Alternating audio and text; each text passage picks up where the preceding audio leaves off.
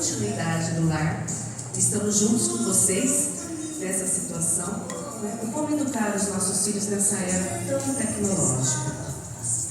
O que pode ser, o que é exagerado, o que não é, quais são os perigos, quais são os malefícios e os benefícios. Então, eu vou deixar a palavra para a doutora Elisângela, que eu tenho certeza que ela vai dar um show hoje, né?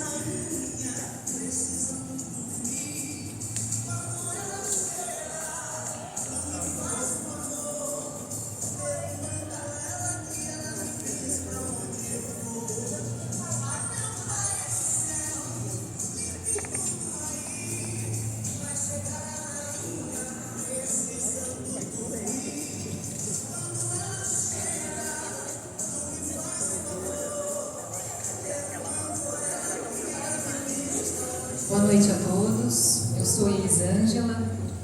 Estou só tentando desligar a música.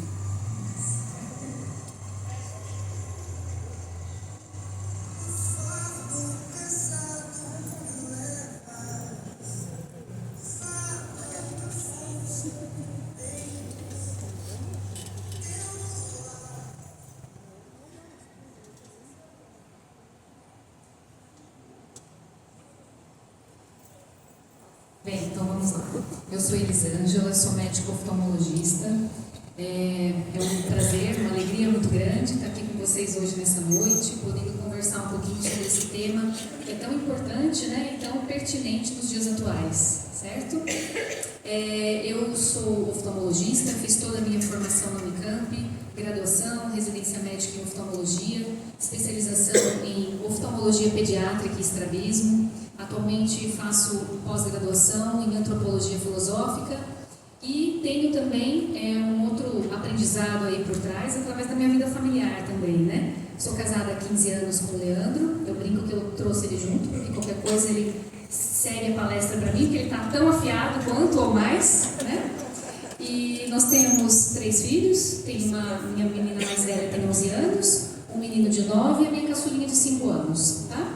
E um pouco do que a gente vai conversar aqui hoje, eu venho trazer através da experiência que eu tenho em atendimento em consultório, tanto de pacientes adultos quanto pacientes pediátricos, né, atendimento de crianças, e também da minha vida familiar como mãe, do contato, né, que eu tenho com os meus filhos e vendo como lidar com essa questão das telas, que são tão presentes no nosso dia, né? Então trago um pouquinho dessa experiência, desses estudos para compartilhar aqui com vocês hoje. Agradeço a escola, a coordenação pelo convite, muito obrigada, né? A gente ter a oportunidade de conversar sobre isso é algo muito importante, tá bom? Então vamos lá, o tema da nossa conversa é como educar crianças em um mundo hiperconectado, ok? E a gente percebe com muita facilidade que nós vivemos em um mundo hiperconectado. Nós vemos as telas em praticamente todos os lugares do nosso dia a dia. As telas estão presentes na escola, no nosso trabalho, na nossa vida familiar, nas nossas casas, né, no ambiente doméstico, no trânsito, nas ruas, telas de publicidade. É muito difícil hoje em dia encontrar alguém que não tenha um celular à mão, um celular no bolso. Os nossos celulares, os nossos smartphones quase que se transformaram numa extensão do nosso próprio corpo, né? E tudo isso porque as telas são realmente muito úteis nas nossas vidas. É uma tecnologia que, sem dúvida alguma, está fazendo muita diferença, né? A gente conseguiria ficar aqui um tempão enumerando as utilidades das telas, né? Da tecnologia que as telas trouxeram para as nossas vidas.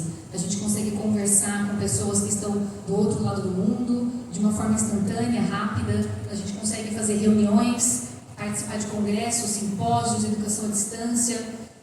A gente tem facilidades 1000 através dos aplicativos, dos smartphones. Eu consigo saber a previsão do tempo para daqui a 30 dias, qual é o melhor caminho que eu devo fazer para realizar um certo trajeto, como que está o trânsito naquele dia. Enfim, a gente tem milhões de funcionalidades ali que tornam a nossa vida muito útil, né? Que facilitam realmente a nossa vida no mundo de hoje, né? E sempre que a gente fala de telas aqui, isso a gente vai falar logo no começo, é que nós estamos nos referindo principalmente às telas recreativas, porque tem o uso que nós fazemos das telas no nosso trabalho, também no nosso estudo, né, a finalidade pedagógica das telas, Mas aqui a gente está focando principalmente no uso das telas no sentido de passatempo, entretenimento, ok? Que a gente vai sempre chamar de telas recreativas. E é sabido de todos que por trás de todas essas utilidades, essas facilidades, infelizmente também vem os efeitos colaterais.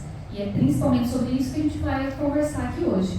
Porque tanto tempo destinado à tela estando presente em tantos aspectos da nossa vida, seria inevitável, né? Esses efeitos colaterais não aparecerem. E nós, como pais, né, como avós, tios, tias, os principais cuidadores das crianças, os educadores das crianças, nós, como pais, temos uma responsabilidade muito grande de conhecer esse assunto em profundidade, né, se for possível, porque, sem dúvida alguma, a presença excessiva das telas está impactando a vida das nossas crianças. E essa responsabilidade que nós temos como pais, ela passa pela nossa função de principais educadores dos nossos filhos, né? Nós precisamos pensar que é nossa responsabilidade formar essas crianças de uma forma integral. Então nós queremos que os nossos filhos, que nossas crianças um dia se tornem adultos preparados para o mundo, preparados para a vida. Daí a importância de uma educação integral que consiga abarcar esses 5 aspectos principais da educação. Nós temos que educar os nossos físicos no aspecto físico, no intelecto, na afetividade, na vontade e na transcendência. Dessa forma, a gente vai estar preparando os nossos filhos para que sejam adultos livres, capazes de discernir entre as múltiplas escolhas com as quais eles vão se deparar ao longo da vida, e somente assim, sabendo escolher, né, com consciência, com profundidade, eles serão pessoas formadas, completas e realmente livres. Então, para isso, a gente precisa, desde pequenininho, ir dando esses critérios para os nossos filhos, para educá-los a reconhecer a verdadeira beleza, a verdadeira bondade e a verdade real que existe no mundo.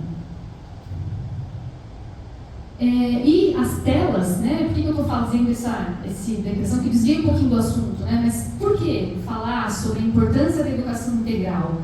Porque as telas, elas vão impactar nesses 5 aspectos da educação.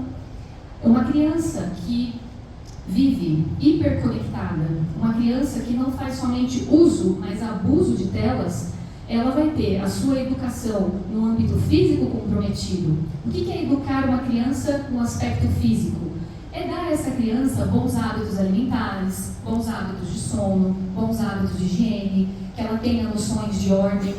E uma criança que fica muitas horas do seu dia em telas, muitas vezes vai ter o comprometimento desses aspectos na sua integridade física. A saúde dela pode ser afetada, a saúde dela pode ser acometida. A gente vê hoje epidemia de obesidade em crianças, as telas têm um papel nisso, né, levam a uma maior inatividade, passividade, sedentarismo. Quantas crianças a gente não vê por aí que só comem se estiverem olhando para um celular, olhando para um tablet, né? Isso traz implicações múltiplas para a saúde, inclusive física dessa criança, né? O sono, né? A tela pode impactar muito sobre o sono, nós vamos falar sobre isso mais na frente. No intelecto, nós temos que educar o intelecto dos nossos filhos, que é fazer com que essa criança seja capaz de adquirir conhecimentos que serão usados por ela ao longo da sua vida. Só que se a criança fica só no entretenimento, ela está perdendo tempo de vida, ela está perdendo tempo que ela poderia estar aproveitando com outro tipo de aprendizado, né? A gente sabe que a tela, ela leva a uma fragmentação da atenção, ela hiperestimula, ela dificulta o foco, dificulta a atenção, ou seja, a gente compromete a educação no âmbito do intelecto. A educação dos afetos. O que é educar os afetos? É educar os nossos filhos para reconhecer os seus sentimentos, saber nomeá-los e um dia serem capazes de gerenciar esses sentimentos. Acontece que esse aprendizado social, ele só acontece com uma interface humana, só acontece no olho, só acontece através do contato físico, da presença. O mundo virtual ele é muito pobre nesse tipo de aprendizado. Então a criança vai ter a sua afetividade comprometida. A educação da vontade é outro aspecto que a tela também vai interferir. O que seria a educação da vontade, né? A vontade é uma faculdade que nós temos, uma faculdade humana que está entre o querer e o agir. Eu quero, mas eu preciso ver se aquilo que eu quero me convém, se vai me fazer bem, se vai fazer bem a quem está ao meu redor, né? A vontade é essa capacidade de discernir e saber procurar o verdadeiro bem. E o excesso de telas também vai ter implicações na educação da vontade, na educação para a transcendência também, né? Porque a criança que fica muito no mundo virtual, ela tende a ser mais egocentrada, mais individualista, olhar menos o que tem ao seu redor, pensa mais em si mesma, deixa mais uma vez de ter esses relacionamentos humanos tão importantes e começa a ficar só no mundo material, né? Para de pensar em algo que está além dela, para além dela, né? E como tem sido a evolução do uso das telas recreativas ao longo do tempo? Bem, desde os anos 50, crianças e adolescentes veem bastante televisão. Ou seja, as telas estão presentes na vida das crianças, na infância, há muito tempo, né? Só que a televisão ela é um tipo de mídia um pouco diferente, pelo menos até a internet e a banda larga era mais diferente ainda, né? A televisão ela não tem a portabilidade que o smartphone tem, né? Hoje em dia, a televisão, nós temos um menu ali, né? Super extenso, quase infinito de distrações, desenhos, filmes, programas infantis. E nos anos 50, 60, 70 não era assim. A programação da televisão ela tinha programas específicos para crianças num determinado horário. Então a criança não ficava tanto tempo na televisão, só tinha o desenho, aquilo que chamava a atenção dela num certo momento do dia, né? E isso vem aumentando. A gente sabe que a TV ela é capaz de já impactar na educação cognitiva, emocional, física, social das crianças. Mas não chegou a trazer problemas de saúde pública, a televisão, né? Como os dispositivos atuais estão trazendo, tá? E aí a grande virada acontece nos anos 2000, né? Na virada do milênio, quando vão surgir essas tecnologias mais portáteis, mais envolventes, com banda larga, com internet rápida, onde existe um fluxo de informações rápido, instantâneo e extremamente diversificado, né? 2010 a 2015 é considerado o período mais intenso de mudanças. O que aconteceu ali? Surgem smartphones mais populares. Eles atingem uma grande popularidade com muitos aplicativos que também se tornam muito populares. Foi quando o iPhone foi lançado, em 2007. Em 2010, foi feito o lançamento do Instagram. E em 2012, quando a Meta, que é a empresa dona do Facebook, compra o Instagram explode em popularidade. E mídias como o Instagram, TikTok, YouTube, eles são centrados principalmente em vídeos, principalmente em imagens, pouquíssimos textos, certo? E vídeos curtos, vídeos rápidos, isso tudo leva a uma hiperestimulação da criança, algoritmos 1000 atuando ali, tentando captar a atenção cada vez mais. E aí surge um grande problema. A gente vai falar muito sobre esse período, de 2010 a 2015, que foi o período das mudanças. E, como a gente já comentou, essas mídias têm em comum essa capacidade, né, de manter as crianças entretidas por muito tempo, né? Tem um grande poder atrativo. E com isso vai acontecendo a substituição do aspecto físico, né, do presencial, nesse processo de aprendizagem social da criança. E a gente está vendo uma alteração no desenvolvimento infantil de uma forma que nunca foi vista antes. As crianças estão mudando, a infância está mudando, né? E é interessante que tudo isso aconteceu sem pesquisas, né? As empresas de tecnologia que vêm lançando smartphones, aplicativos, funcionalidades 1000, jogos de computador, videogames, não existe estudo prévio sobre o impacto que isso pode causar numa criança a médio e longo prazo, certo? Então a gente está vivendo realmente um experimento e, infelizmente, 10, 15 anos depois, que a gente fala que essa virada aconteceu em 2010, né? A gente está indo para 2025, então 15 anos depois, a gente já está vendo os efeitos desse experimento, né? Que vem sendo realizado aí. Nós vamos falar sobre isso também, que é uma onda gigantesca de transtornos de saúde mental em crianças e adolescentes. Bem, isso daí, o que a gente falou, é o âmbito das tecnologias. Concomitante a essa transformação das tecnologias, um outro problema estava acontecendo ao mesmo tempo. No final dos anos 70, década de 80, década de 90, o modo de educar dos pais começou a mudar, né? Por vários fatores. As cidades começaram a crescer mais, houve mais o êxodo rural, né? As populações saindo do campo, indo para as cidades se transformando em locais mais violentos, a mídia, né, sendo mais sensacionalista, com muitos programas mostrando violência, aquilo atingindo ibopes. Tudo isso fez com que os pais se tornassem mais temerosos no modo de educar os seus filhos. Então, crianças que, gerações passadas, 40, 50 anos atrás, brincavam na rua, nos parques, nas praças, tinha aquele grupo de criança correndo, brincando espontaneamente, havia o livre brincar, não era um brincar supervisionado, não tinha adulto modulando o que estava acontecendo ali. Isso tudo vem mudando, né? Isso tudo mudou muito, né? E aí as crianças perderam esse livre brincar, vem perdendo esse livre brincar, e esse livre brincar, ele tem uma importância muito grande na aprendizagem social. Então, a aprendizagem social das crianças, ela está sendo comprometida por conta da hiperconectividade e por conta dessa superproteção, dessa criação temerosa que vem acontecendo também nos últimos anos. Ou seja, essa duplinha ali, né? A superproteção no mundo real e a subproteção no mundo virtual é o que vem causando a geração ansiosa.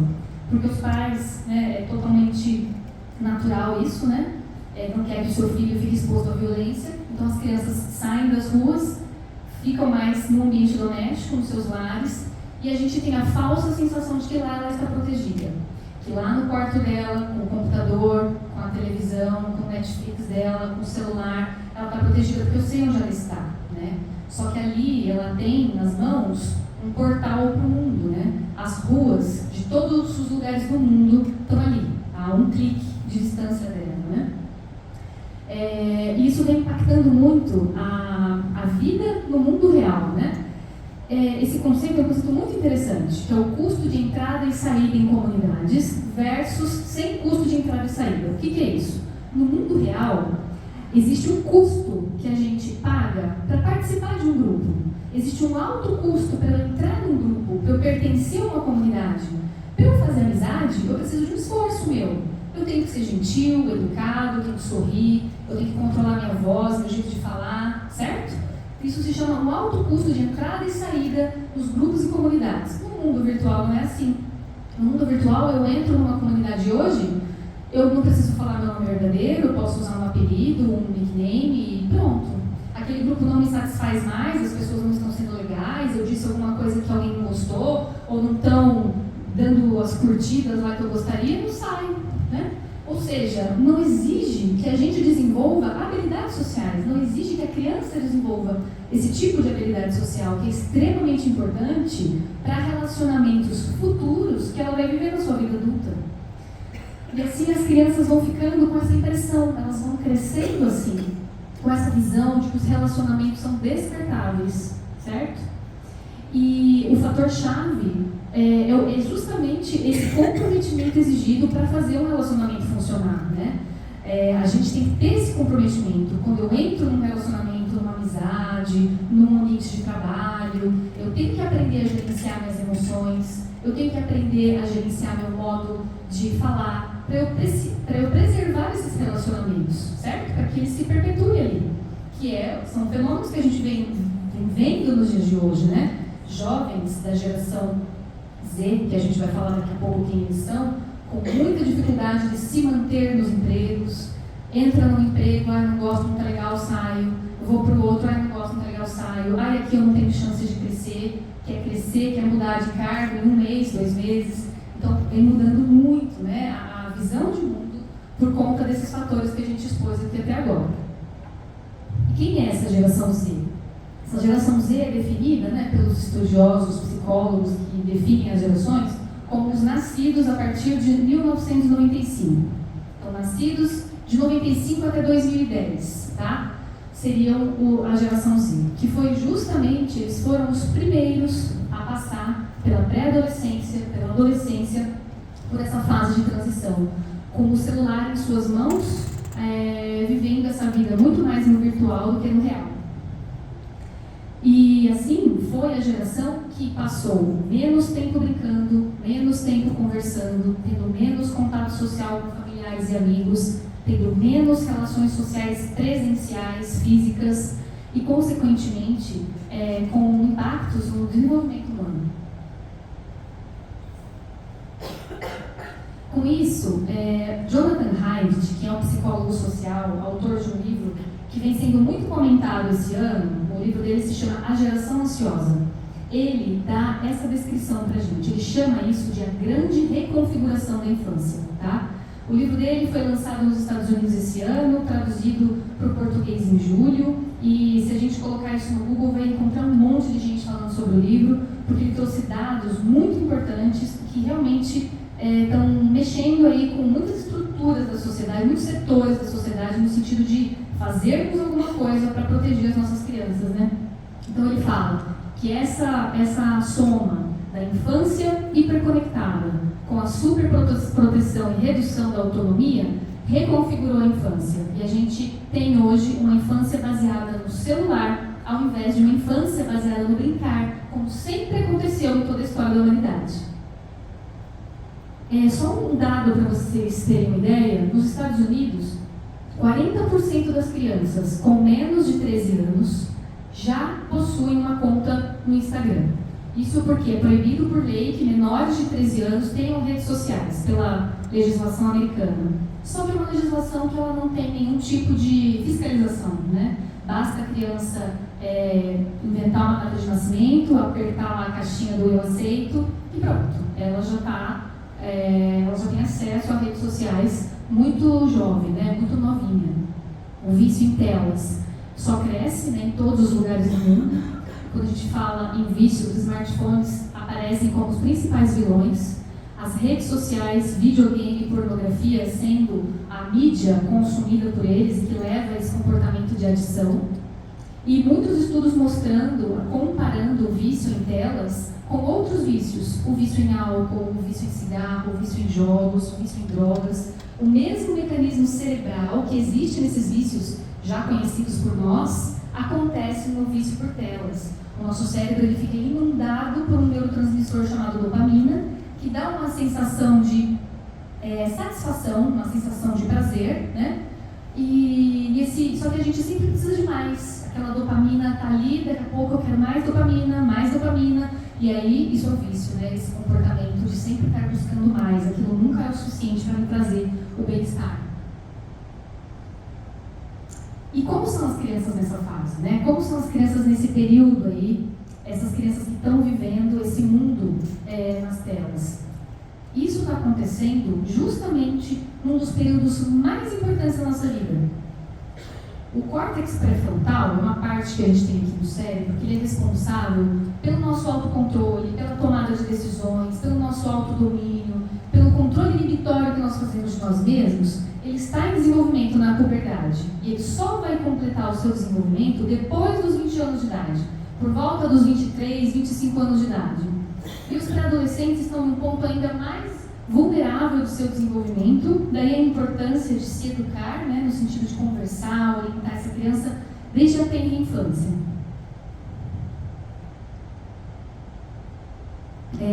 Como eu falei, a puberdade é um dos períodos mais importantes do desenvolvimento infantil. É o segundo período mais importante. O primeiro período mais importante é ali do 0 aos 3 anos, né? Todo mundo sabe disso, que do 0 aos 3 anos é o período em que a criança vai sofrer mais mudanças, os aprendizados dela são inúmeros. A criança vai aprender a falar, vai aprender a andar, ela começa a ter os primeiros contatos humanos, né? Com interfaces humanas. Então é um período em que o cérebro dela, os neurônios dela se multiplicam, as sinapses aumentam em quantidade. E o segundo período de maior reconfiguração cerebral é na pré-adolescência. E na pré-adolescência, o aprendizado principal que acontece ali é a aprendizagem social. Então é na pré-adolescência em que vão ocorrer essas alterações cerebrais que são guiadas pelas experiências de vida dos adolescentes. Então o que o adolescente vive naquela fase vai estimular ou não o seu desenvolvimento cerebral, certo? Daí a importância, né, da gente olhar para essas experiências e impedir que essas experiências sejam ditadas por desconhecidos, por algoritmos, por né, pessoas, no mínimo, duvidosas, né, para estar pautando essas experiências na vida deles. E os smartphones são tidos como verdadeiros inibidores de experiência, levando inclusive a alterações no córtex cerebral. Existe um estudo muito grande que vem sendo feito, chama ABCD Study, é um estudo que está sendo conduzido pelo NIH, que é um órgão americano que realiza muitas pesquisas na área de saúde. Então é um estudo multicêntrico, vem sendo realizado em vários lugares do mundo, justamente para ter uma amostragem grande, né?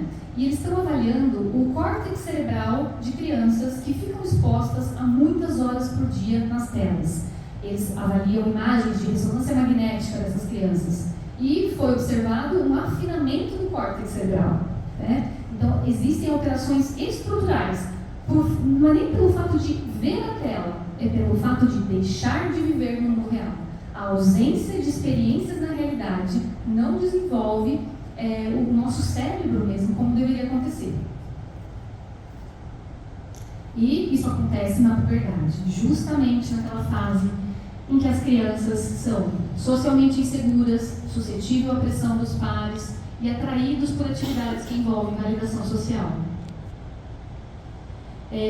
Nós já comentamos isso, né, que essa aprendizagem social ela vai acontecer ao longo de toda a infância, mas o período mais sensível é dos 9 aos 15 anos de idade, que é justamente na idade em que nós, os pais, né, entregamos o celular para os nossos filhos, porque a gente acha que eles já estão grandinhos, crescidinhos, eles já têm mais autonomia, né, mas é justamente o período mais crítico para eles consumirem esses tipos de conteúdos, né? E existe, os psicólogos sociais, o Jonathan Haidt, que é um psicólogo social, eles comentam sobre essas duas tendências que os adolescentes têm. Que uma se chama viés de conformidade e o viés de prestígio. O que seria isso? Tudo uma coisa que nós sabemos já, por intuição. Os adolescentes têm a tendência de copiar o comportamento da maioria. Então, aquilo que eles veem no entorno deles, que todo mundo faz, ele tem a tendência de fazer também. E o viés de prestígio, ele tem também a tendência de querer ser igual àquele que tem mais prestígio, que tem mais popularidade, que é mais respeitado pelo grupo, né? Mais talentoso. Ou seja, é muito importante, então, a gente ficar atento quem é esse grupo, né, que o meu filho está olhando. Ele está querendo ser igual a quem? Ele está querendo ter o prestígio de quem? Certo? E as redes sociais, eles sabem disso tudo, né? Os produtores de mídias, de tecnologias, de aplicativos, se valem de todo esse conhecimento do desenvolvimento neural, de todo esse desenvolvimento social que a criança passa, das fases do desenvolvimento, eles usam disso para aumentar o que eles chamam de engajamento, né, aos seus aplicativos e suas redes. Assim, as crianças ficam mais suscetíveis a influenciadores, que no mínimo tem um valor questionável, né? Substituindo a aprendizagem que deveria acontecer na família, nas comunidades que a criança frequenta, por aprendizagens no mundo virtual que nós desconhecemos, né? E que muitas vezes são questionáveis. E aí, aquilo que eles falam ali, que a gente falou, né? As redes sociais se apropriam desse conhecimento e aí vão surgindo ferramentas para aumentar esse engajamento, como por exemplo o botão de curtir e compartilhar. Isso tem um apelo muito grande para jovens e adolescentes. Eles querem acompanhar o número de curtidas. Se aquilo que ele postou todo mundo viu, ninguém viu, né? Isso gera muita ansiedade neles, né? As câmeras frontais, quando as câmeras frontais foram acopladas aos celulares e as selfies começaram a existir, uma nova mudança aconteceu aí no comportamento de crianças e adolescentes com relação ao uso de mídias.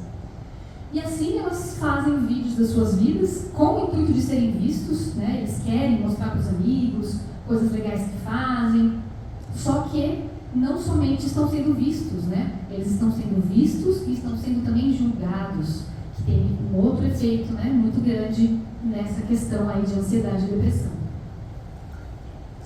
Assim, a gente poderia resumir em 4 prejuízos fundamentais que a infância baseada no celular causa: a privação social, a privação de sono, a atenção fragmentada e o vício.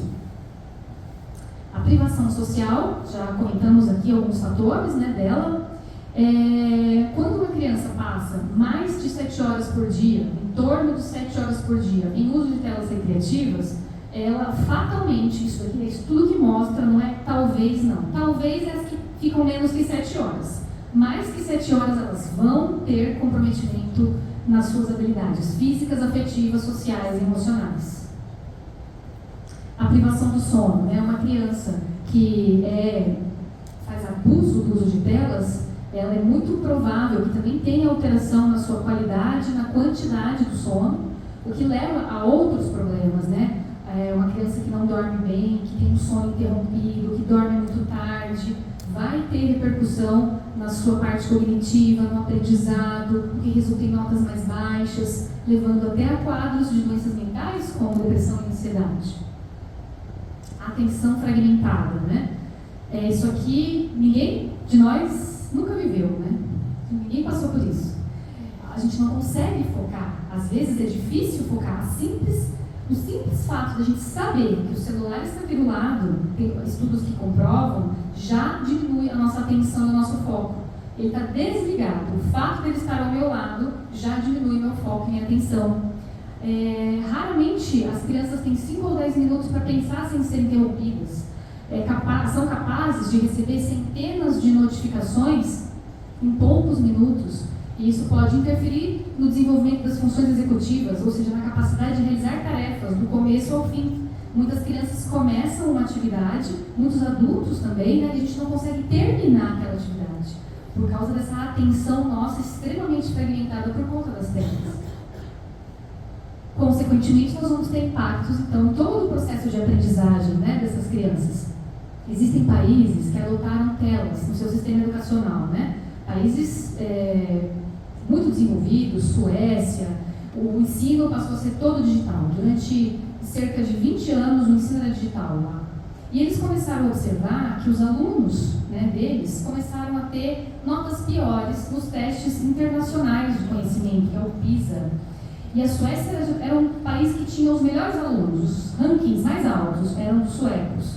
E eles começaram a estudar para ver por que aquilo estava acontecendo. E aí vários estudos mostraram que a presença do digital na sala de aula estava impactando na aprendizagem dessas crianças. Então a Suécia foi um dos primeiros países a tirar todo o digital, eles voltaram para os livros físicos, para o papel, para o lápis, para a borracha, para a professora, para a interface humana, que não pode ser substituída facilmente, né, por outras tecnologias, por outras mídias. E a quinta e última repercussão é o vício, né? A liberação de dopamina, que a gente comentou, pode inclusive trazer sintomas de abstinência, quando a criança fica sem o celular, sem ter acesso às redes sociais, sem ter acesso ao WhatsApp, aos vídeos do YouTube, ela passa por síndrome de abstinência como um dependente de substâncias químicas. Ela vai ter os mesmos sintomas, irritabilidade, insônia, disforia. Disforia é uma etapa prévia à depressão, é o oposto da euforia. É uma tristeza, aquela sensação de que nada está bom, tudo está ruim, fica aquela pessoa que só resmunga, só vê o lado ruim da vida, pessimista, né? Com isso, a gente chega, né, no ápice do problema, que é um aumento repentino do sofrimento, de 2010 a 2015, observando-se aí um aumento muito grande dos casos, né, de depressão, ansiedade, e a gente percebe que isso vem impactando mais as meninas pré-adolescentes. Elas estão sendo as que mais estão sofrendo nesse mundo hiperdigital que nós estamos vivendo, né? Também atinge os meninos, vem atingindo os meninos, só que de uma outra maneira, né? A gente vai falar sobre isso também. E essas mudanças, os estudos mostraram que vem acontecendo em todo o mundo. Então, estudos americanos, estudos no Reino Unido, no Canadá, mesmo padrão de comportamento. Países nórdicos, mesmo padrão. Outros países da Europa, mesmo padrão de comportamento. Países do mundo em desenvolvimento, a mesma coisa. E aí começaram a questionar, né? Mas olha só, né? O mundo inteiro, crianças e adolescentes do mundo inteiro, estão passando pelas mesmas dificuldades, estão passando pelo mesmo sofrimento. E começou nessa época, de 2010 a 2015, né? E não explicado por outras teorias. E é isso que esses gráficos vão mostrar pra gente. O primeiro gráfico mostra os episódios de depressão maior em adolescentes americanas. Então, não está muito Ali mostra que de 2010 a 2015, se a gente for olhar o gráfico das meninas, então vinha estável, né? Depressão em meninas. Em 2010 o gráfico sobe, faz isso. Em meninos, a mesma coisa, uma certa estabilidade. Chega em 2010, sobe. E a tendência, né, continua subindo. Então, depressão em meninas e meninos aumentando nesse período de 2010 a 2015. Como a gente falou lá atrás, o período em que veio iPhone, Instagram, TikTok, redes sociais, vídeos no YouTube. O outro gráfico mostra a porcentagem de doença mental.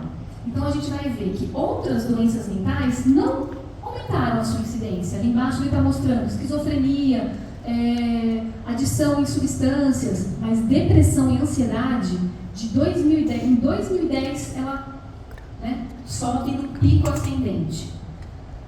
E a mesma coisa, depressão e ansiedade, a mesma coisa que uma depressão. E ali, a prevalência da ansiedade por faixa etária, nesse primeiro gráfico, né?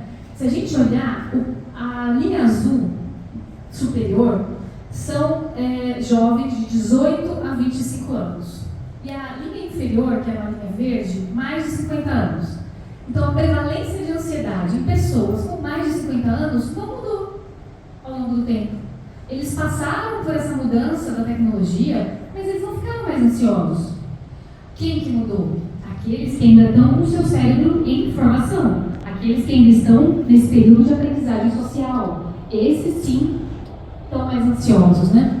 A mesma coisa ali. Ali é um gráfico que mostra o número de entradas em pronto-socorro por automutilação. E a gente vê, né? Esse gráfico é um dos mais impactantes, exatamente. Quando eu li, eu tive essa sensação dos mais tristes, né? Em 2010, uma curva ascendente, né? Um aumento muito grande de entradas em pronto-socorro por automutilação. E aquele gráficozinho mostra as meninas. Meninas sendo afetadas muito mais do que os meninos, nesse aspecto aí. E esse daqui mostra o seguinte, então olha só, de 1980 para 2010, diminuiu o brincar, o livre brincar do lado de fora de casa, diminuiu a socialização em casa, que são esses dois gráficos que estão abaixo dessa linha média, enquanto que subiram as atividades baseadas em telas. Então, é para mostrar que aquele fator que a gente falou da educação superprotetora também afeta, né, essas questões de saúde aí. Esse gráfico é muito interessante também, que ele mostra o tempo que os adolescentes passam com seus amigos, como era no passado e como é hoje. Então, ali, ó, em 1980, olha lá em cima, meninos e meninas, né, masculino e feminino, bastante tempo passavam com amigos. O gráfico só vem descendo ao longo dos anos, 2010, 2015, menos tempo com os amigos, presença física, presença real, né?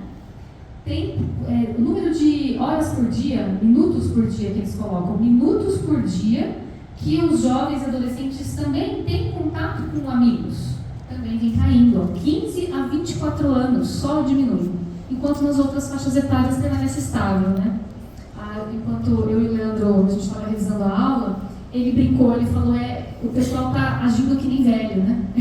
Tem 15, 24 anos, está tendo comportamento de gente de 50, né? No sentido de interação social. Todo mundo sabe que adolescente gosta do grupo, gosta de estar em grupo, ter muitos amigos, e isso está caindo, está diminuindo ao longo dos anos. Assim a gente chega nessas conclusões, né, de que as redes sociais, elas são mais prejudiciais para as meninas do que para os meninos. Então, as meninas, o que atrai elas nesse mundo virtual é rede social. E menino, o que atrai os meninos são os videogames e a pornografia. Por isso que os problemas, eles diferem um pouquinho, né, entre meninos e meninas. E os estudos mostram que o usuário de rede social tem 3 vezes mais chance de desenvolver depressão do que o não usuário. Por que isso, né? Porque as meninas, nas redes sociais, elas vivem muito essa questão da comparação, o que resulta numa diminuição da autoestima. Elas se esquecem de que todos somos imperfeitos. A rede social não mostra a imperfeição. Através dos filtros, todo mundo é bonito, ninguém tem espinha, ninguém tem... né? Todo mundo está ali perfeito. Todo mundo só mostra recortes da vida, só mostra a viagem que eu fiz, o restaurante que eu fui, o passeio legal que eu fiz com os meus amigos. Não mostra o outro lado, né? E isso causa um impacto nas meninas. Quando elas comparam aquilo que elas veem na rede social, que é falso, com a realidade. E o que está impactando e trazendo diminuição da autoestima, aumentando a ansiedade, aumentando a depressão, por conta dessa necessidade de pertencimento que elas têm, né? Então, na realidade, as redes sociais, elas são verdadeiras armadilhas. Elas entram lá no intuito de pertencer ao grupo, só que, na realidade, o que elas vivem é um vazio, né? Nos meninos, as alterações foram um pouco diferentes, né? O que aconteceu com os meninos é que eles foram migrando do mundo externo para o mundo interno. Então, os meninos, eles sempre gostaram do quê? Do ar livre. O menino quer correr, quer jogar bola, quer subir na árvore, quer brincar, quer explorar o mundo, quer testar seus limites, quer ver até onde ele pode ir, quer ultrapassar os seus limites. Essa é uma característica plenamente masculina. Só que os meninos vêm mudando esse comportamento. Eles vêm se tornando menos aptos a esse mundo externo, né? Não se sentem tão confortáveis no mundo externo, no ar livre, né, como antigamente. E assim, o que os psicólogos e psiquiatras descrevem chama síndrome de Peter Pan, que é aquele garoto que cresce, mas ele permanece imaturo. São meninos que têm muita dificuldade de assumir responsabilidades, de permanecer nos seus estudos, não conseguem ficar no emprego e acabam vivendo muitos recolhidos em seus quartos, né? E ali é um local propício para consumo, né, da pornografia pesada, que hoje em dia é gratuita, ilimitada, extremamente acessível, em qualquer momento, em qualquer lugar, gerando uma grande dificuldade na transição desses meninos, da infância para a vida adulta. Os jogos online causam também de vício, dificuldade de amadurecimento no mundo real, e com isso vão surgindo, né, os problemas de saúde mental. Jovens, meninos, adultos jovens, com essa perda de sentido da vida, com essa sensação de desespero. Então, o grau que nas meninas acontece a automutilação, né, a ascensão dessa curva de automutilação, e nos meninos é suicídio. As taxas de suicídio em meninos são maiores do que em meninas. E a gente vê, infelizmente, aumentando também a incidência, né? Ou seja, diante disso tudo, né, isso aqui foi só para convencê-los de que precisamos proteger os nossos filhos desse mundo digital, né? É muito importante estarmos atentos, pararmos para pensar, refletirmos sobre todas essas questões. E aí, o Jonathan Haidt, no seu livro, ele propõe isso daqui. Parece algo meio puxado, né? Ele propõe exatamente isso. E ele já foi em tudo qualquer lugar, programa do mundo, programa de auditório dos Estados Unidos, entrevistado pela Oprah, e fala isso para todo mundo que quer ouvir. Smartphone somente após os 14 anos, que coincide com o final do ensino fundamental 2. Por quê? Porque aos 14 anos a criança já vai ter tido a oportunidade de ter experiências sociais concretas, reais. Ele vai já ter conseguido aprender habilidades sociais para conseguir enfrentar esse mundo virtual com um pouco mais de maturidade. Redes sociais após os 16 anos, e ele coloca no livro, o ideal seriam 18 anos. Mas ele fala aqui nos Estados Unidos, como dirigir com 16, então ok, celular também, rede social com 16. A ausência de celulares nas escolas, muitas escolas lá já praticam isso, tá? E incentivar muito os pais, as escolas, a que as crianças vivam mais esse livre brincar e tenham mais independência na infância com esse brincar não supervisionado. Assim a gente vai conseguir aos poucos recuperar, né, o controle da mente nossa e dos nossos filhos. Muito bem, então a gente chega no ponto aqui, né, que uma vida baseada no celular, ela tem essa tendência de nos rebaixar como pessoas, de uma forma integral. A gente viu ali quando a gente falou da integralidade da educação, né? A gente fica menos integral, nós ficamos menos preparados, né? Enquanto que uma vida onde estão presentes ações de beleza moral, elas nos elevam. Todo todo mundo gosta de ver bons gestos, boas atitudes, bons acontecimentos no mundo. Não existe quem não goste. Todo mundo se emociona com um videozinho que mostra empatia, que mostram pessoas se ajudando, que mostram solidariedade, colaboração. Isso é algo inato do ser humano, né? E o mundo virtual, o fato dele ser sem essa presença física, dele ser assíncrono, ou seja, as coisas não acontecem simultaneamente. Eu mando uma mensagem agora, a pessoa vai ler daqui 2 horas, vai me responder daqui 3. Você não tem o olho no olho. A gente perde no mundo virtual nuances que somente o contato físico e o relacionamento social são capazes de proporcionar. Quanto que um olhar nos diz, né? Há diferentes olhares, há diferentes sorrisos, há diferentes expressões faciais, a entonação da nossa voz diz muito. Então é esse tipo de aprendizado que as nossas crianças estão perdendo, que nós estamos perdendo, né? No mundo virtual isso existe, mas geralmente é uma coisa caricata. Parem para reparar. Observem os vídeos de YouTube, os youtubers, como que são? Os olhares, os sorrisos, as risadas, o jeito de falar, tudo é carregado, tudo é caricato, tudo é exagerado. O que a criança faz? Através daquilo que a gente viu, o viés de prestígio, né? Ela imita, ela quer fazer igual. Então, assim, é importante, né, a gente ter isso em mente, né? A rede social, ela deixa a gente mais autocentrado. A criança é um aspecto que impede o sair de si, né? Impede o olhar para o outro, olhar ao redor.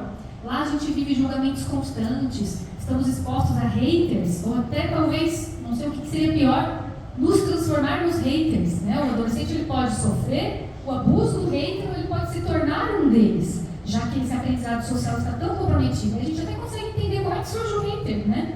Perdeu toda essa habilidade social. Perde, né, essa noção da admiração profunda da natureza, da vida, do cotidiano, das coisas simples. Coisas que os filósofos da antiguidade nos ensinavam lá naquela época, há mais de 2000 anos atrás, que é muito importante para o homem ser seletivo na escolha daquilo a que ele se expõe. Então, lá atrás, filósofos da antiguidade já ensinavam isso para os seus alunos. A gente não pode consumir qualquer coisa, né? Eu tenho que parar para pensar no que eu estou colocando dentro da minha cabeça, no que eu estou povoando o meu imaginário, a minha mente, né? E aí, para a gente mudar essa situação toda, provavelmente o que vai surtir mais efeitos serão ações coletivas, né? A gente precisa das famílias, das escolas e dos governos atuando. E a notícia boa é que não é difícil, são medidas simples, são medidas práticas, fáceis, algumas que a gente consegue implementar amanhã, tá? Então os governos, né, eles precisam de melhores políticas públicas, leis mais eficazes, uma maior regulamentação das empresas de tecnologia, uma fiscalização com relação à faixa etária de quem está consumindo aqueles conteúdos.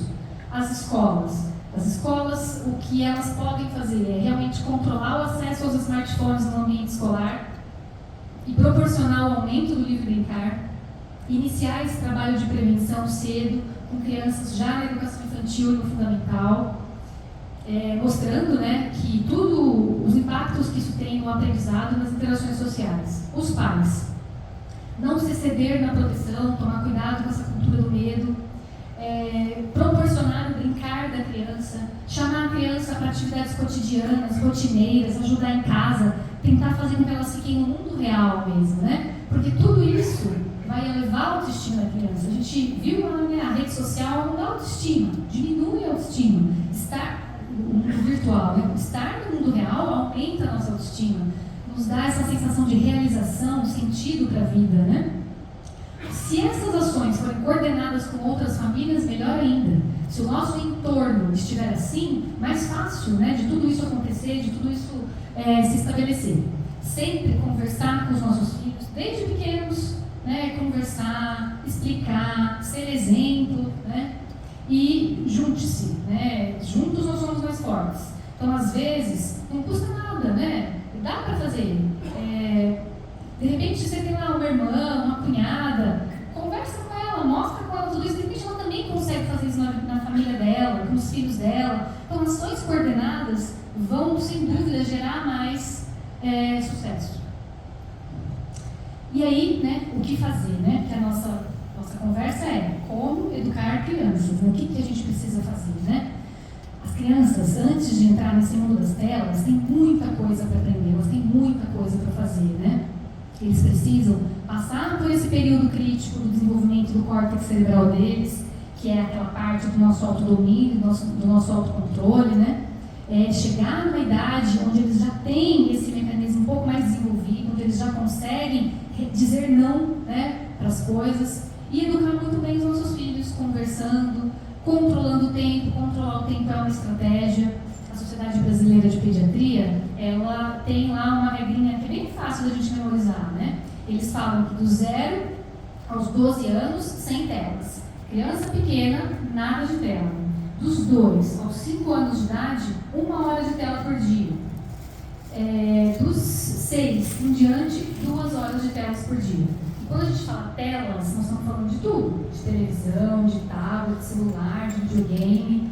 E o ideal, né, a Sociedade Brasileira de Pediatria tem um videozinho muito importante, um vídeo educativo para pais, crianças, onde eles falam da importância dos pais estarem juntos, dos pais acompanharem aquele conteúdo, saber o que a criança está assistindo, saber com quem elas estão jogando, né, os jogos online, o videogame, que é aquilo ali, né, selecionar o conteúdo. Isso entra no aspecto da curiosidade, né, educar os nossos filhos nesse aspecto, né, às vezes não precisam saber de tudo, ver tudo, ter aos poucos essa fineza de ensinando para eles fazer esse discernimento aí. Educar com relação às comparações que existem nas redes sociais, principalmente as meninas. E no dia a dia, cuidado com os excessos de prazeres, né, que a gente proporciona aos nossos filhos. Ter limites é super importante, faz bem. As crianças querem limite, as crianças pedem por limite. Estabelecer combinados para justamente facilitar, né, a implementação de tudo isso em casa, no dia a dia. Fica muito mais fácil se a gente já conversou antes. E os nossos pré-adolescentes, ajudá-los a reconhecer sua própria individualidade, né? Ajudá-los nesse processo que eles estão vivendo de descoberta de si mesmos, que eles consigam tomar posse de si mesmos, dos seus afetos, sabendo agir diante dos impulsos, ensinar as crianças a aproveitar bem o seu tempo com outros tipos de atividade. Então, colocar atividade física na vida da criança, música, esportes, interações sociais. Assim, ela vai estar desenvolvendo muitas habilidades, como a gente viu, né? Habilidades que serão úteis lá na frente, na sua vida adulta, e vão ter um desenvolvimento pleno, né? Sempre com uma interface humana nesse aprendizado, ensinar a importância de estar na realidade, então, fazer coisas que as crianças sempre fizeram, né? Como correr, brincar de pega-pega, brincar de esconde-esconde, ensinar a comer sozinho, não precisa de tela para comer, ensinar a dormir sozinho, não precisa de televisão para dormir, né? Andar de bicicleta, patins, skate. Com isso a gente vai aos poucos dando autonomia para a criança ali, de acordo com cada faixa etária. Ela vai crescendo em autoestima, ela se sente útil e fica cada vez mais distante de tudo aquilo que a gente mostrou antes. Aquelas realidades ali de depressão e ansiedade vão passar longe da vida dela, né? Se ela segue por esse caminho aqui. E assim a gente vai ajudando, né, a criança a desenvolver o seu controle inibitório, né? A gente vai conversando, dando critério, educando nos bons hábitos, nas virtudes, mostrando esse caminho, né, da vida real, da vida em família, do fazer sem reclamar, do servir, do doar-se, né? E a família, sem dúvida, é o ambiente mais propício para esse aprendizado. Ela sempre foi, ao longo de toda a história da humanidade. Sem dúvida, ali é o ambiente onde ela vai poder, a gente está falando das sinapses, né? É onde mais sinapses vão ser abertas na vida dela, viu? Ler muito, né? Esse aqui dá para fazer uma aula só sobre isso, sobre a importância da leitura. Como a leitura enriquece, né, a vida de um adulto e de uma criança também, né? Porque através da leitura a gente está oferecendo material para eles refletirem sobre o mundo. Através da leitura eles vão ter experiências de vida que eles não teriam por si próprios. Você vai viver o que o seu personagem vive. Você vai viver uma história que jamais você viveria. Você vai aprender sobre lugares diferentes, culturas diferentes, paisagens diferentes. Ou seja, estimular muito a leitura, né? Estimular o estudo de história, geografia, correntes de pensamento. Assim a gente vai formar filhos com verdadeiro espírito crítico, né? Espírito crítico é uma coisa que sempre muitos educadores falam nos dias de hoje, né? Espírito crítico não é saber ver os pontos negativos das coisas, não é criticar tudo que a gente tem pela frente, né? Espírito crítico é olhar com discernimento, é saber discernir, é olhar e saber dizer, não, isso realmente é bom, muito bom. Isso é ter espírito crítico, fazer um elogio para algo, estou exercendo o meu espírito crítico, não, isso aqui não é bom, não me convém, isso aqui não é legal. Isso é ter espírito crítico verdadeiro, né? E assim a gente vai estar formando os nossos filhos para um dia eles terem acesso às telas, que é algo inevitável. Nós falamos aqui no começo, vivemos num mundo com muitas telas, nossos filhos terão acesso a telas, a gente só quer que eles estejam preparados para esse momento, né? Então eu quero que a minha filha saiba usar um smartphone, que ela tenha um smartphone, eu só preciso que ela esteja preparada para isso, né? E assim a gente vai estar educando, né, formando uma criança com inúmeras habilidades, que gasta o seu tempo se desenvolvendo para o bem, para o seu bem, para o bem da família, para o bem de quem está ao seu redor. E é de pessoas assim que o mundo precisa, né? Agora a gente vai passar um videozinho, que é só um resumo de tudo isso que a gente falou aqui.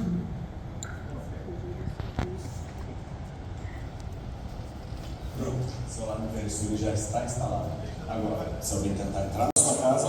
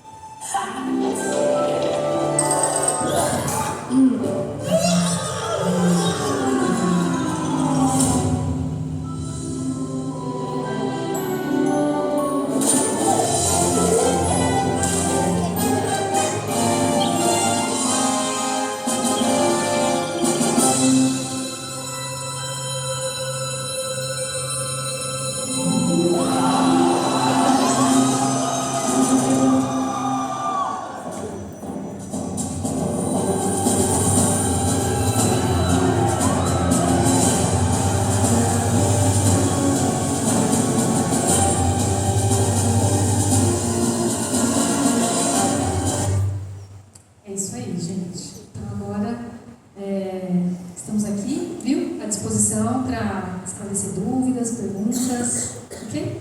Muito obrigada.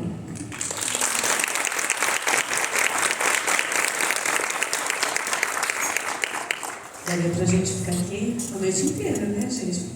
Que delícia poder ouvir, né? E saber que estamos juntos, que não estamos sozinhos nessa batalha virtual. Nós estamos vivendo, né, através dos inimigos ocultos. Eu falo que antigamente a gente tinha... Sabia quem eram, né, as pessoas que às vezes te levavam no mau caminho, mas hoje dizemos inimigos ocultos que estão dentro da nossa casa, o pior de tudo. Então, é muito sério tudo isso que a doutora Elisângela trouxe para nós. E nós, quanto educadores, né, que estamos aqui lidando no dia a dia com os alunos, a gente percebe isso literalmente. E ficamos tristes, mas não vamos desistir. Por isso que o colégio vai trazer cada vez mais pessoas falando sobre isso. Vamos nos unir, porque juntos somos mais fortes mesmo. Né? E nós vamos conseguir mudar e fazer com que os nossos filhos, nossos alunos realmente sejam cidadãos como nós fomos quando crianças, né? Que não seja roubado deles toda a infância, né? Toda a formação que é tão importante, social, emocional, espiritual. Então, juntos nós vamos conseguir. E agora a gente abre para vocês fazerem perguntas para a doutora Elisângela. Alguém gostaria? Doutora, acho que é até pertinente, né, que você fala, todas essas coisas foram ditas aí, existe também um prejuízo à visão, aos olhos das crianças, do uso da tela em excesso?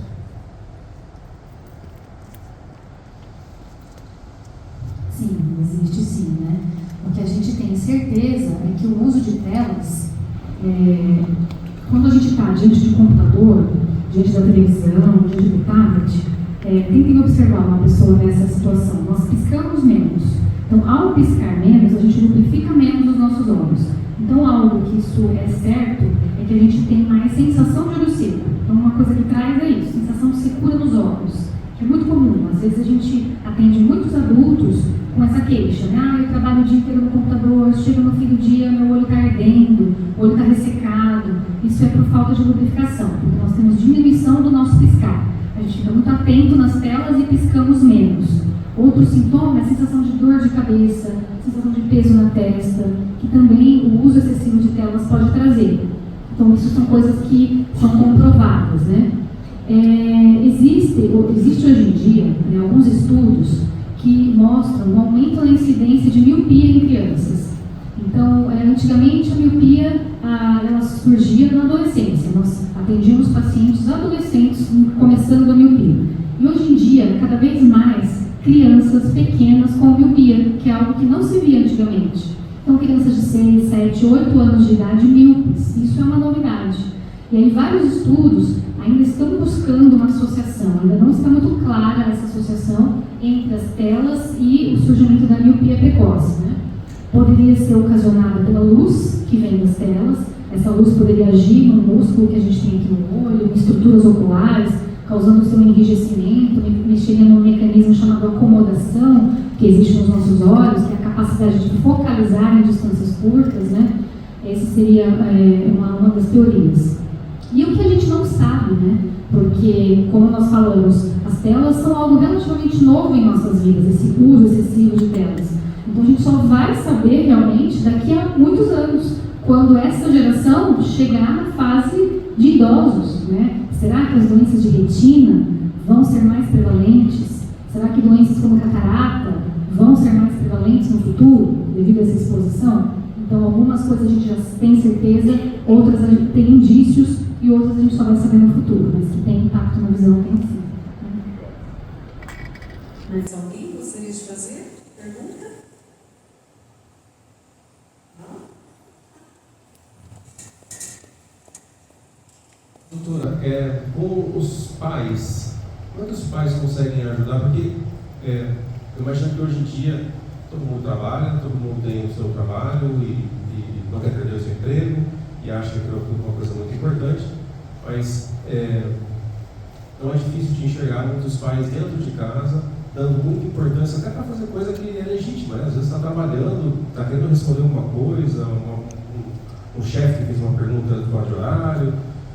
Então, o que a senhora sugere a gente fazer, os pais fazerem, para tentar diminuir a importância do celular e de outras telas, né? Porque a senhora comentou da questão da gente ser exemplo também, né? Então, quais são as sugestões que a gente poderia, nós pais, fazermos, nós mesmos também, para sermos exemplo dos nossos filhos? Essa acho que é uma das principais perguntas, né, que a gente se faz quando a gente está diante desse tema aqui, né? Bem, acho que a primeira coisa é a gente pensar que cada um, né, vive a sua própria circunstância. E a gente vai tentar, dentro da nossa circunstância, estabelecer o melhor, né? Todos nós aqui amamos os nossos filhos, queremos o melhor para eles e vamos dispor dos meios que nós temos para tentar alcançar esses objetivos, né? Mas eu acredito que tudo passa pelo caminho do exemplo, sem dúvida, do nosso exemplo e da conversa, né, da educação, de tentar acessar a parte racional mesmo dos nossos filhos. A gente consegue conversar com um adolescente, a gente consegue mostrar para ele os vídeos, os efeitos. Esse vídeo que a gente mostrou aqui é um vídeo premiado, ganhou prêmios, fez bastante sucesso. Existem outros semelhantes a esse que conseguem atingir as crianças. Eu fiz um teste lá em casa, eu mostrei para os meus 3 outros 2 videozinhos e eles ficam impactados com aquilo, sabe? Eles são atraídos pelo visual, né? Tanto é que as crianças amam uma tela. Então eu acho que a gente podia usar até essa tecnologia a nosso favor. Então existem vídeos que falam sobre o tema, que mostram, né, os danos. Existem livros que trabalham esses assuntos com criança pequena. Tem um agora, depois eu passo para a Grazi. É um livro infantil de uma personagem, ela chama Snaffle. A Snaffle é um livro ilustrado. A Snaffle chega numa cidade e ela acha aquela cidade muito estranha. Todo mundo anda olhando para baixo. Ela vai num parquinho de diversão, ninguém brinca. As crianças estão no balanço com o celular, na gangorra com o celular, no gira-gira com o celular. Ela fala, mas que lugar é esse, né? Esse negócio deve ser muito bom. E ela é tipo um monstrinho, assim. E ela encontrou um celular um dia perdido na rua, ela pegou e mordeu o celular. E ela começou a comer as telas. Então toda a tela que ela encontrava, ela comia pelo caminho. As pessoas na cidade ficaram loucas, porque as telas começaram a desaparecer. Todas as telas estavam sendo destruídas. E aí, quando as pessoas se viram sem telas, elas foram obrigadas a fazer outras coisas. Aí as crianças começaram a brincar, os adultos começaram a conversar, a vida voltou a ser mais natural, a Snaffle fez vários amigos, né? Então é um livro que vai mostrando para a criança assuntos da realidade que ela vive, porque ela já sabe que o celular está presente na vida de muita gente, né? De todos nós. Então eu acho que passa por esse caminho, no nosso exemplo, né? Da gente tentar fazer um uso para o trabalho, para o estudo, um uso recreativo controlado, né? Porque, lembremos disso, é feito para captar a nossa atenção. Quem nunca passou pela situação de quando percebeu, faz 40 minutos que está vendo nada, né? Todo mundo já caiu nessa armadilha, né? Então a gente tem que ter consciência disso e estabelecer regras para nós mesmos. E assim a gente vai conseguir ser exemplo para os nossos filhos. E tendo essas conversas, usando esses livros didáticos, esses vídeos, com o adolescente, como eu falei, a gente consegue mostrar estatística, você consegue mostrar, falar, acessar a razão dele mesmo para convencer. É um trabalho meio de convencimento mesmo. Só que para isso, a gente tem que estar convencido, né? Nós temos que estar convencidos da importância disso. Você sabe que é interessante que um dos temas da redação da Unesp do ano passado foi assim, era tecnológica, somos senhores e escravos de nós mesmos. Porque realmente não existe mais horário comercial hoje em dia. Né? O celular faz pim, você já dá uma olhadinha. Então ele fez uma reflexão com os adolescentes, né, adultos que estavam prestando vestibular, sobre essa questão, né, de como nós estamos sendo escravizados pela tecnologia. Eu achei um tema assim, sensacional, né, de fazer realmente uma reflexão. Mas alguém tem? Só proporcionar outras coisas, né, Luciano? Tipo, a criança não vai estar no celular, o que ela vai fazer então, né? Então, por isso que eu falei da leitura. A leitura é um capítulo à parte, né? Só ali ela já consegue horas de entretenimento saudável, né? Então, assim, buscar outras alternativas, jogos, tem irmãos, consegue jogar com os irmãos, ou às vezes consegue brincar com os pais. A gente tem que usar a nossa criatividade, a nossa imaginação para encontrar alternativas de entretenimento para as crianças, né? Proporcionar esse livro de brincar, né? Que tenha contato com outras crianças. Tédio, né? As crianças precisam também do tédio. Ele falou que antigamente a gente tinha brincadeiras tão simples, aquela de detetive, que a gente brincava só do piscar, né? Lembra? Eu brincava muito isso com os meus filhos, não precisava de nada. Né? A gente usava o piscar, né? E hoje, mesmo com brinquedos mirabolantes aí que existe, a criança brinca no máximo 15 minutos, enjoa. Então, por isso que é importante também ter o tédio, né? Faz parte da vida. E eu falo, às vezes os pais vêm até mim, que eu falo muito sobre essa questão dos pais estarem próximos dos filhos, e os pais falam assim, não tem tempo. Eu sempre comento muito com os pais, não é quantidade de tempo, é qualidade de tempo. Então, às vezes, se você dedicou ao seu filho durante aquele dia meia hora, mas foi uma meia hora de qualidade, em que você fez um jogo com ele, leu uma história, cantou uma música, né? Fez desenho no box do banheiro. Todo mundo hoje está exacerbado, mas precisamos ter qualidade de tempo, não quantidade. E com isso a gente muda muita coisa. Não pensem nas coisas tão mirabolantes. O simples é muito importante.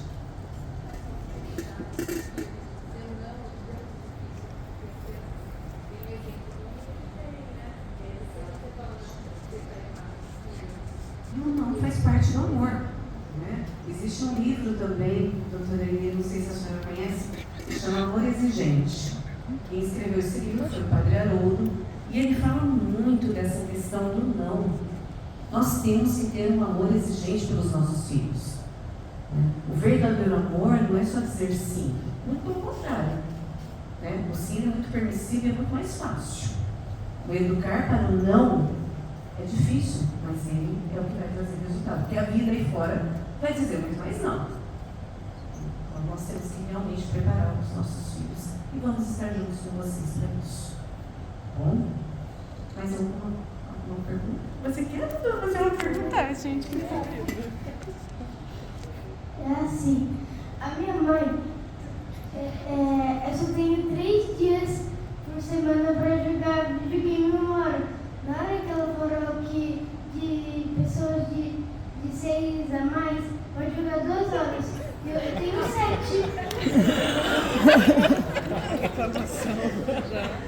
Mas a sua mãe está certa, porque é uma criança extremamente inteligente, comunicativa. Olha como você está ganhando. Sua mãe está ganhando um troféu, porque ela está certinha. Né? Você sabe qual que é o seu nome? Eduardo. Sabe, Eduardo, eu concordo com você de que esse número é muito alto. Você sabe que eu concordo, viu? É o máximo de tempo.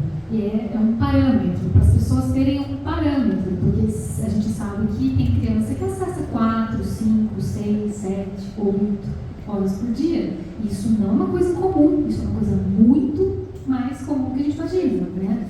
Então isso é só uma referência, mas eu concordo com você que é muito, viu? Sua mãe está certíssima com essa sua 1 hora aí. Segue nesse caminho aí que você vai ver, você vai saber.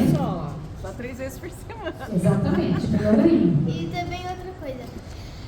Assim, se a minha mãe chamar 3 vezes para acordar para ir na escola, eu perdo 1 hora de videogame. Perfeito. Sua mãe já assistiu a aula antes, ó, pelo visto, viu? Tá fazendo combinados. Vamos fazer dicas da Karen. Vou divulgar no Teams para vocês, tá? Dicas da Karen. Concordem, Karen. Ela tá vermelha, mas é isso, né? São coisas simples, né? Que estabelecem com a criança um aprendizado imenso. Você vê uma criança de 7 anos num público, ele pegou o microfone e fez a pergunta, né? É isso, gente. Você acha que uma criança tem acesso à tela o tempo todo e a ter o senso crítico para o bem, como ele teve? Então, o Dudu veio hoje comprovar tudo aquilo que a doutora Elisângela falou. Exatamente, ele prestou atenção em tudo. Não sofre de ação fragmentada, né? De atenção fragmentada, exatamente. Parabéns, viu, Dudu? Lindeza. Lógico.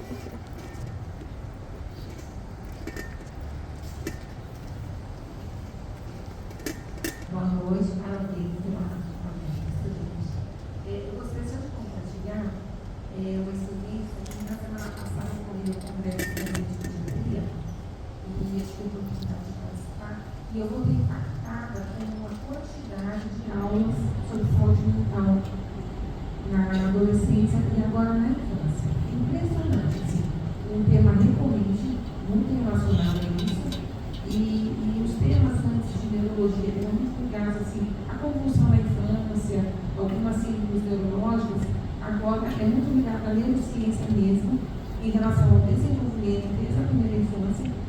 Agora eles estão fazendo o estudo das crianças nascidas na pandemia, né?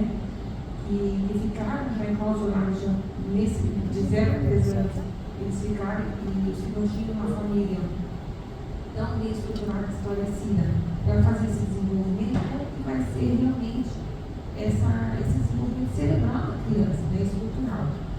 E sobre também esse abandono da criança, antigamente, quando falava criança abandonada, a gente pensava em criança institucionalizada. E hoje em dia é o abandono da criança com os pais presentes dentro de casa. Né? Porque é muito mais fácil colocar a criança na terra, porque ela não vai te incomodar. E não só em casa, é no carro, né? A criança fica na terra, só na terra, ela não vai ver um IP hoje, nós temos diferentes IPs por aí, uma pessoa em situação de rua, enfim, as coisas da vida mesmo, né? Um restaurante, criança que só fica na terra, não vai interagir, não vai esperar a comida, nem para ter comida. Então, realmente é uma reflexão para nós pais mesmo, nos lugares, e também a gente tem uma tendência a ficar muito tempo em tela por causa de trabalho, urbano, mas todo mundo está bem. Eu acho que os profissionais de educação, os pais, os profissionais de saúde, é uma nova geração mesmo para todos, né? E essas coisas. Mas parabéns mais uma vez por isso aí. É isso mesmo. A gente está vivendo um verdadeiro problema de saúde pública, né? Porque não é um caso ou outro, né? São muitos casos. Então, ansiedade, depressão, automutilação se transformaram em questões de saúde pública. Por isso que tem vários projetos de lei atualmente aí se desenrolando, né? Tanto no âmbito municipal aqui, da cidade de Campinas, quanto do estado de São Paulo, quanto do Ministério da Educação, para mexer com questões relacionadas a isso, né? E as escolas, para que os celulares não sejam permitidos no ambiente escolar, né? Porque outras questões que a gente não abordou aqui, né? Como o bullying, o cyberbullying, também estão impactando muito a saúde mental das crianças. Então, é muito importante, né, que os governos façam alguma coisa, né, regulamentem melhor e implementem essas ações para tentar minimizar o problema. Né? Eu acho que já é um começo, vai até facilitar a vida dos pais, talvez, para em casa conseguirem manter essa vida com menos telas. Né? Perfeito. E a gente vê também muitas crianças com ações medicamentosas, porque daí, né, isso vai gerando outras situações que vai fugindo-se muito do controle, e aí, né, o que se faz? Se dá remédio. E aí isso também vai ser algo que a gente vai colher no futuro. Mais alguém gostaria de fazer alguma pergunta ou comentário? Sim. Assim como ela trouxe dados de congresso, sendo farmacêutica, né, além do impacto dos medicamentos, questões de saúde mental ainda não estudadas assim, a longo prazo em crianças, né, até porque a gente não faz estudos em crianças, enfim, mas no ano passado, na verdade em 2022, até agora, no ano 2022, 2023, em 2 anos, teve um aumento de uso de analgésico em crianças, por de dor de cabeça de 37%. Sendo que a gente via, a gente assim, não tinha falando de dados de representante farmacêutico e tudo mais. Então, assim, o que ela tem nos consultórios tem dado, porque a criança tem relatado dor, talvez até a visão, que não vai atrás, enfim, mas assim, 37% é um número que nunca se viu nem em outros medicamentos na classe de criança, infantil. Exato, a cefaleia. Então, assim, que é uma coisa que, por exemplo, eu me lembro de ter cefaleia no período menstrual, alguma coisa assim. Até então não tinha, mas hoje é muito comum. Então, assim, 37% é uma coisa assim, absurda de 2 anos. Até porque a cefaleia, a dor de cabeça, ela pode ser pelo uso excessivo da visão, mas a principal causa de cefaleia, me corrija se eu estiver errado aí, é a cefaleia tensional, né? É a cefaleia ligada a estresse, a ansiedade, né? Mais alguém? Lógico, Cris.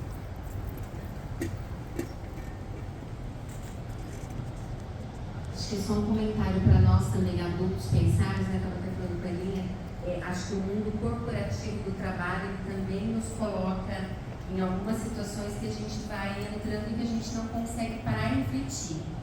E aí eu trabalho na área de saúde do trabalhador, na saúde aqui de Campinas, e a gente vê o quanto os trabalhadores são impactados com mensagens e informações fora dos horários.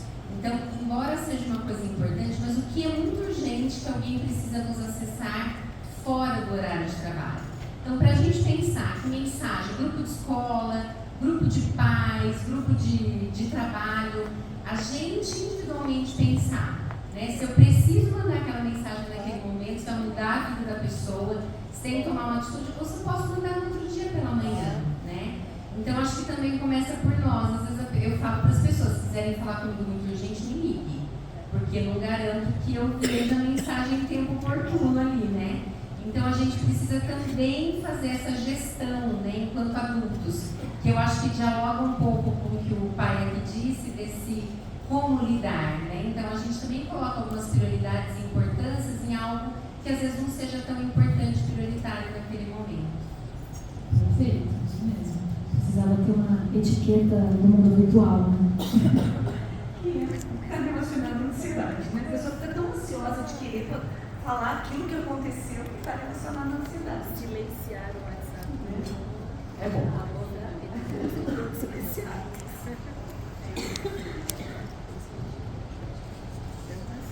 Falou que não tem estudos, né? Realmente na área de tecnologia não tem estudos amplos para essa só lançar, mas tem estudos para analisar os pais. Então, assim, a hora que lança, então você tem um aplicativo, ele especificamente ele sabe o horário que o pai tem em casa, ele sabe o horário que a criança acessa. Isso tem estudo para te captar. Agora, o estudo então, o estudo do porquê, depois não, mas o estudo do perfil, então o WhatsApp ele vai aplicar à noite, a mensagem de venda, a mensagem para você comprar o produto que há 3 semanas você procurou, ele sabe que você vai comprar na sexta-feira à tarde. Então, é muito bem calculado para te captar, mas não para depois. Exatamente. Assustador. Porque a gente começa a receber lá tênis. Daqui a pouco aparece um monte de propaganda de tênis para vocês, né? Você está vendo uma coisa nada a ver, aparece o tênis. É assustador.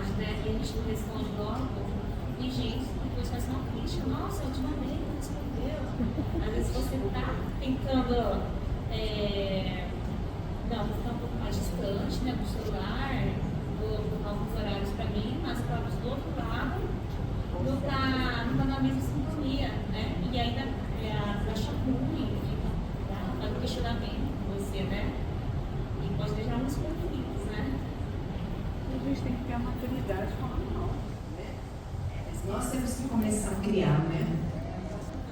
Exato. Nem adulto.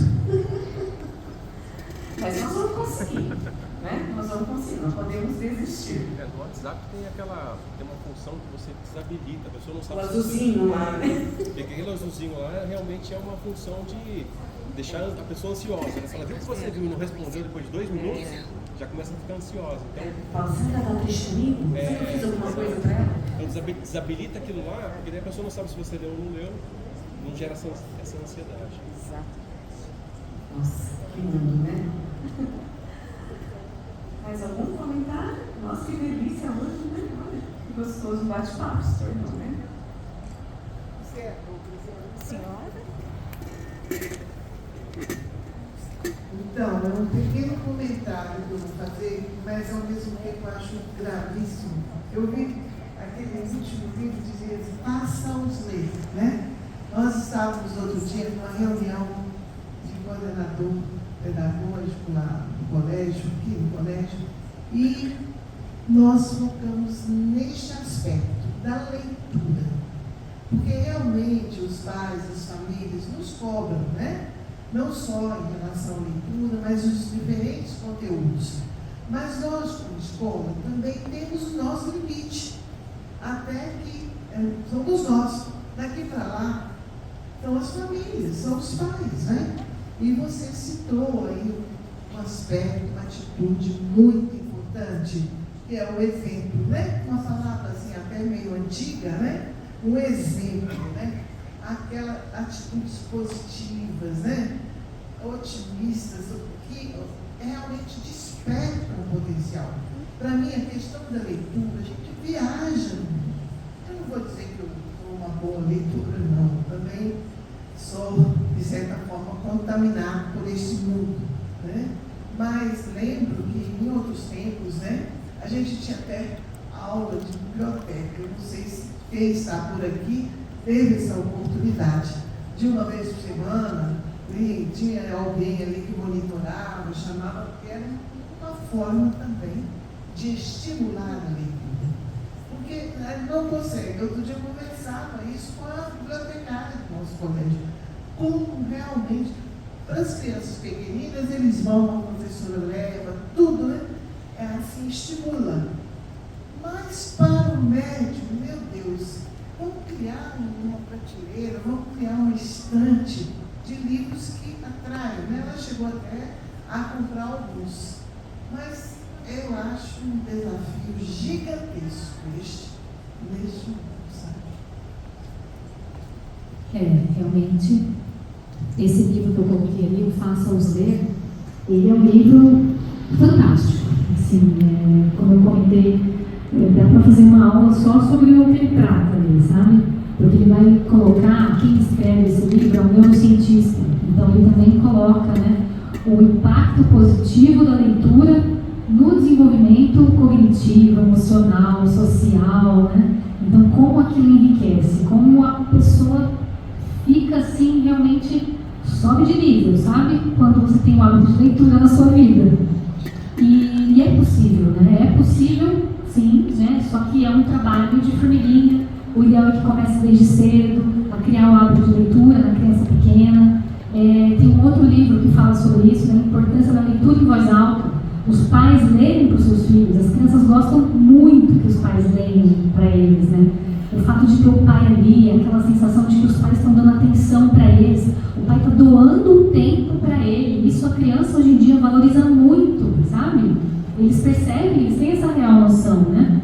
E fizeram um estudo com adolescentes americanos e perguntaram para eles se eles gostariam que os pais lessem para eles na adolescência, né? Porque a gente pensa que a leitura em voz alta é só para criança.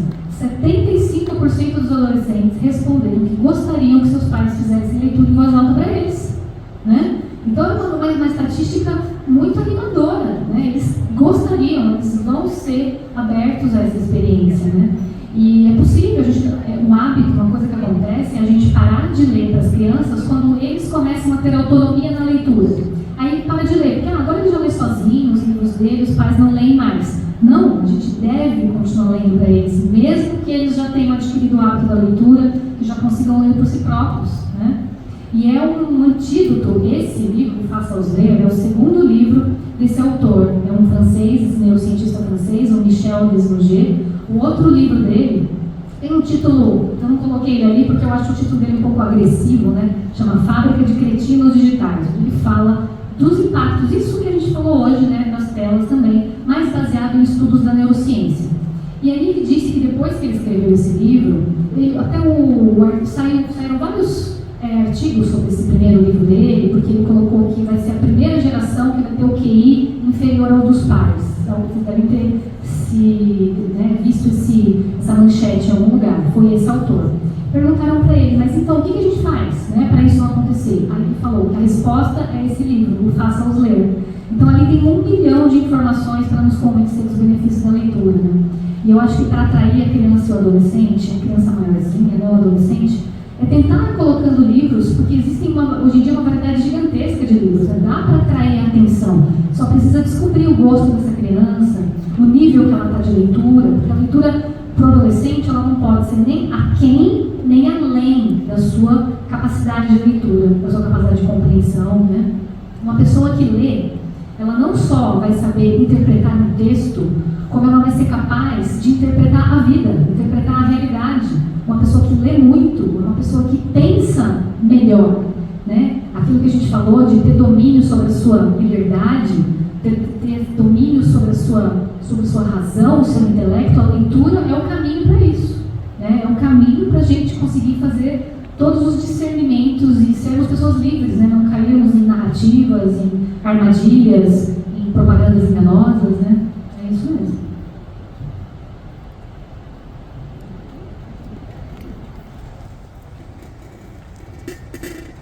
Mais uma aluninha, ó.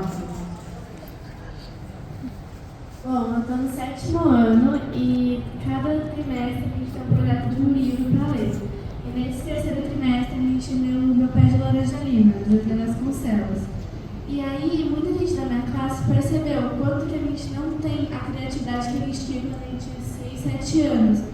Por conta que o livro fala, né, que às vezes é o protagonista, que o quintal dele era como se fosse um parque de diversões. Ele pegava a camiseta dele, desabotoava os botões, que eram meio soltos, e colocava no barbante, e ali era tipo um teleférico que ele descia do Pão de Açúcar, onde ele morava.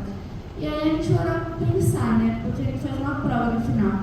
A gente não consegue imaginar mais como que era a vida dele assim, porque pra gente tinha brinquedos muito mais complexos, como bonecos que choravam, que bebiam água, faziam xixi. Lá não, eles tinham, o quintal dele eram zoológicos, os animais dele eram feras, eram leões, e aqui a gente nem mais, né, a professora Érica de português falou assim, imagina uma flor na sua frente. Teve gente na minha sala que não conseguia imaginar, e ela falou que um dos aspectos disso é o tempo no celular, que a gente tem muitas coisas mais programadas do que a gente tem hoje sem celular. Muito bom, minha que linda.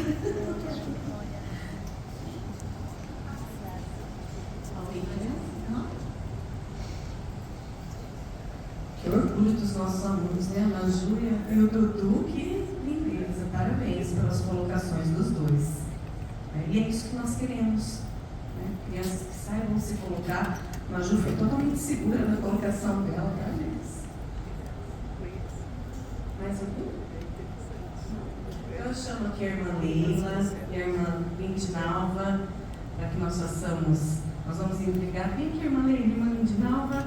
Nós vamos entregar uma lembrança muito singela, mas cheia de muito amor, tanto para a doutora Eli, como para o doutor Leandro, né?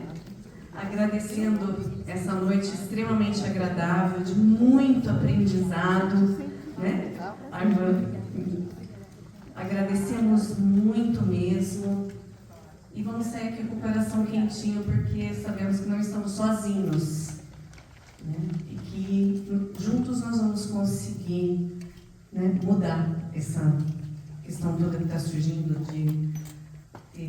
né, a gente fica muito preocupado até com uma insanidade mental aí que pode estar surgindo, né, nas nossas crianças. Então, muito obrigada, doutor Leandro, muito obrigada, doutora Eli, e colega